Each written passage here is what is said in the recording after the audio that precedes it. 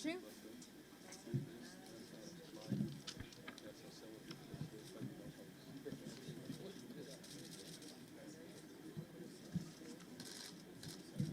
Boa tarde a todos. Boa tarde a todos. Eu quero agradecer a presença de vocês e anunciar que estou aqui ao lado do engenheiro Carlos Rocha e do jurista Marcelo Bessa, advogado, ambos contratados pelo PL. Muito de vocês deve estar se perguntando por que eu resolvi pedir um relatório sobre o processo eleitoral. Eu queria responder a essa indagação lembrando que foi o próprio Tribunal Superior Eleitoral, lá atrás, que nos deu essa incumbência, abrindo a possibilidade de que o PL e outros partidos pudessem ter acesso ao sistema da Justiça Eleitoral e às instalações do TSE. Quero dizer que nós estamos aqui hoje com uma única intenção: contribuir para o fortalecimento da democracia do nosso país. Nós temos a certeza que estamos fortalecendo a democracia, fortalecemos o Brasil. Eu quero dizer com toda humildade que nós do PL não somos especialistas em segurança de dados.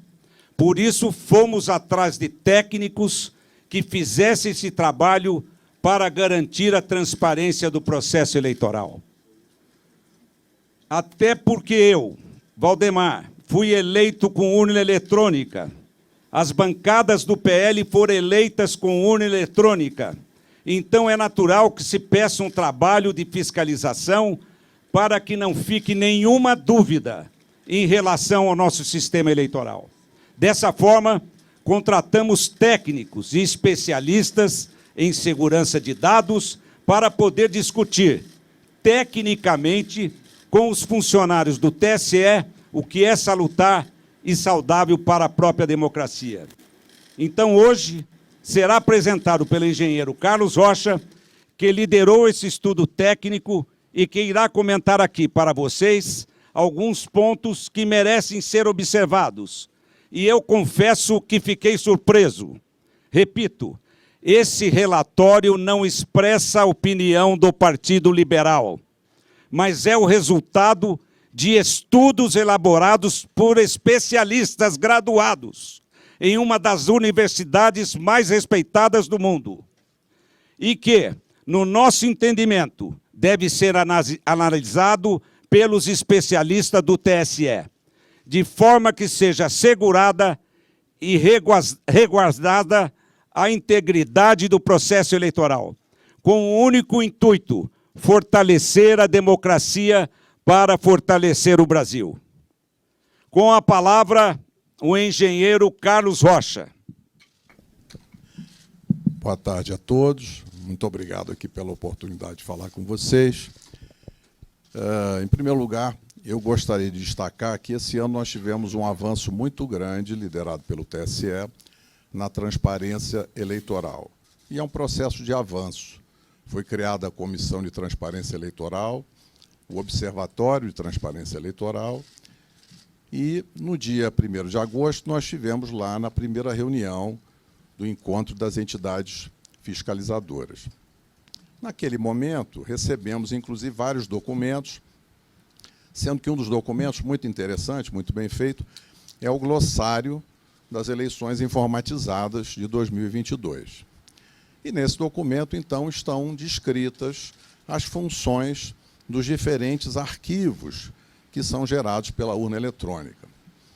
E agora, logo após o final do segundo turno, no dia seguinte, o TSE, numa ação de transparência extremamente positiva e de uma maneira pioneira, publicou os 3 arquivos no portal de resultados do TSE.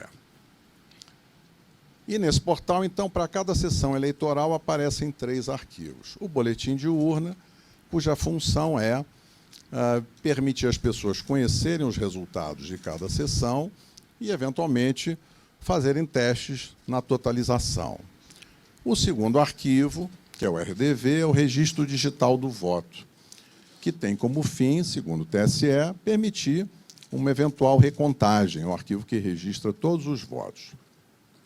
E o terceiro arquivo que o TSE nos liberou foi o log da urna, que, segundo a orientação do TSE, é um elemento importante de auditoria para os partidos políticos e para as entidades fiscalizadoras.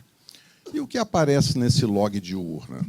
É como se fosse um diário, né, de todas as atividades que cada urna eletrônica realiza, desde a sua preparação no TRE até o final do segundo turno. Imaginem vocês um diário em que cada linha registra uma atividade. Então, para o registro de cada atividade no log de urna de cada equipamento, o programa que constrói esse log, ele lê dois dados, duas informações diretamente do hardware da urna. Ele lê, digamos assim, a estampa de tempo, que é data, hora, minuto, segundo, e também lê o número de série da urna, que é chamado no TSE de código de identificação da urna. E é muito importante que essas informações estejam todas corretas, porque são essas informações que garantem a associação daquela atividade, daquele registro de atividade com o hardware, com aquele equipamento físico que realizou aquela atividade. E é importante destacar o seguinte: o nosso trabalho técnico de engenheiros, a gente faz isso para outras organizações do setor privado, e quem audita constrói, quem audita procura sempre colaborar com a organização auditada, e, no caso aqui, é nosso propósito contribuir com o aperfeiçoamento do sistema e ampliar a confiança, seja dos eleitores, seja dos candidatos, em todo o processo eleitoral. Então, esse é o nosso objetivo. E, nessa linha, então, seguindo a orientação do TSE, fomos analisar os arquivos log de urna, que é esse elemento de auditoria que, pela primeira vez, foi divulgado junto com os boletins de urna. E como é que a gente fez isso? A gente foi buscar uma plataforma inteligente de dados, usamos também plataforma planilhas Excel, mas como as tabelas são muito grandes, foram construídas duas grandes bases de dados, uma com todas as linhas de todos os boletins de urna, para fazer análise de registro de votos, e a outra tabela, uma grande tabela, com todas as linhas de todos os arquivos log de urna, de todas as urnas. São mais de 472 mil urnas. Ao montar essa tabela, aí surgiu uma ocorrência, que foi que nos chamou a atenção. Em alguns milhões, na realidade, em alguns bilhões de linhas, aparece apenas um número, que é um número inválido, ele está fora da faixa de numeração. Os códigos de identificação da urna, que são o número de série, eles vão até um valor de 2 milhões e pouco. E esse número que aparece lá é um número de 67 milhões e uns quebrados. Ora, buscamos diversas formas de encontrar mais informações, mas, infelizmente, ficou constatado nesse trabalho da equipe técnica que há dois comportamentos diferentes. Um comportamento das urnas novas, né? Que são as urnas modelo UE 2020, que chegaram recentemente. São pouco menos de 193 mil urnas, está mais ou menos 40,8% de todas as urnas. E, nessas urnas 2020, o arquivo é gerado na forma esperada. Então, em cada linha que registra cada atividade, aparece o código de identificação da urna correto, que permite associar, então, vincular aquela linha de registro de atividade à urna que realizou aquela atividade. Quando nós fomos analisar as urnas antigas, que são as urnas de modelos de UE 2009 até UE 2015, essas urnas têm pouco mais de 279 mil urnas, o que dá 59,2% do total das urnas. Nessas urnas, infelizmente, encontramos esse número inválido na quarta coluna do log. Esse é um indício muito forte de falha, de mau funcionamento da urna, porque é impossível associar o registro de cada atividade ao hardware, ao equipamento físico que teria gerado aquela atividade. Isso, evidentemente, se tornou um problema, porque é muito desagradável ter esse indício de mau funcionamento, porque gera incerteza agora nos dados que são gerados por essas urnas. Por isso é que nós gostaríamos de interagir construtivamente com o TSE e avaliar com eles. Existe lá uma previsão na resolução que abre a fiscalização, que é para se fazer, exatamente quando ocorre um evento extraordinário, se fazer uma verificação extraordinária após o pleito, e é isso que a gente espera fazer na sequência dessa descoberta. Um outro tema para finalizar é que surgiu uma outra ocorrência, que também é uma ocorrência importante, porque descobriu-se que existem urnas que travaram, assim como o nosso celular trava, assim como o computador trava, e quando acontece isso, a gente precisa, muitas vezes, desligar e ligar de novo. E isso aconteceu com urnas eletrônicas. Então, urnas travaram e foram desligadas no meio do período da votação, na chave, possivelmente o mesário fez esse desligamento, e foram religadas para que a urna voltasse a funcionar. Isso não seria um problema se não tivesse ocorrido uma violação do sigilo do ato de votar. Porque o que acontece é que, na hora que a urna trava, e em diversos momentos isso aconteceu durante a votação de um eleitor, quando esse erro ocorre, a urna trava e aí registra no log uma linha de atividade com a mensagem de erro, mas que expõe os dados pessoais de eleitores, de duas formas. Seja no nome completo do eleitor, em algumas ocasiões, em torno de 200 ocorrências, seja expondo o número do título de eleitor daquele eleitor que estava votando no momento em que a urna travou. Ora, esse ponto é um ponto muito sensível, porque o sigilo da votação e o sigilo do ato de votar é um direito constitucional. Então, na hora que a gente identifica uma ocorrência que viola o sigilo do ato de votar, esse é um tema que traz muita preocupação. Então, será muito importante trabalhar com os colegas do Tribunal Superior Eleitoral para averiguar o que poderá ter causado esse tipo de ocorrência. Mas o que na realidade, resulta dessas duas ocorrências, tem outros indícios e, possivelmente, aí o relatório técnico vai ser divulgado, vocês vão ver dados mais detalhados sobre a análise que foi feita. Mas a gente resolveu falar para vocês, nesse tempo curto, dessas duas ocorrências. Então, finalizando, uma ocorrência é em cada linha de registro da atividade de funcionamento da urna. Em todas as urnas, modelos antigos, o código é inválido. Então, é impossível associar aquela atividade com a urna que realizou. Isso, então, é um indício muito forte de que há um problema nos programas. Esse problema pode ter diferentes causas, o relatório entra nesse detalhe. E o outro ponto é essa ocorrência da violação do sigilo do ato de votar. Então, acho que esses são os dois pontos. Eu encerro aqui a minha observação. Quero cumprimentar aqui nosso líder no Senado, o Portinho. Quero cumprimentar também o Atineu, nosso líder na Câmara. Quero cumprimentar o Magno Malta. Nossos deputados estão aqui, vários deputados que vieram aqui, o Gustavo, que veio aqui nos prestigiar, General Girão e muitos deputados, o Luiz Lima. Quero agradecer a presença de todos. E quero passar a palavra agora para o advogado Marcelo Bessa. Boa tarde a todos.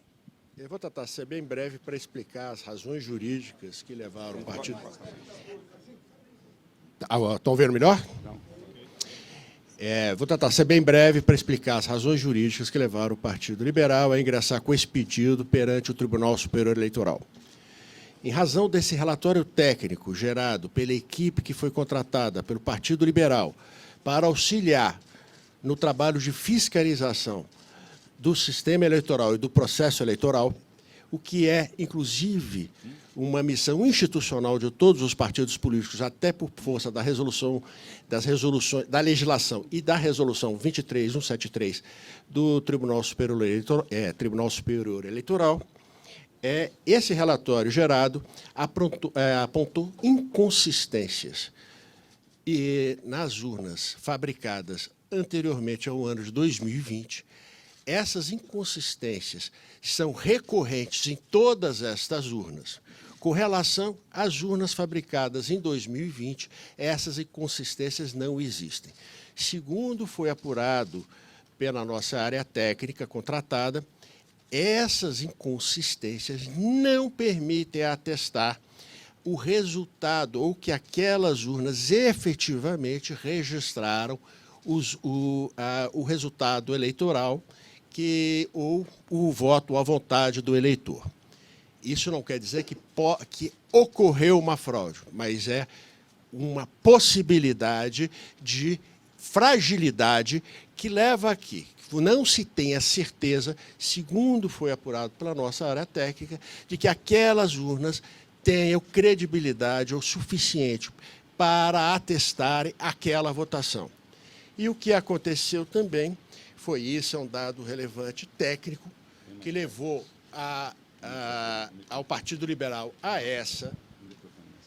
O que levou o Partido Liberal a essa decisão foi que nesses erros que são recorrentes nessas urnas de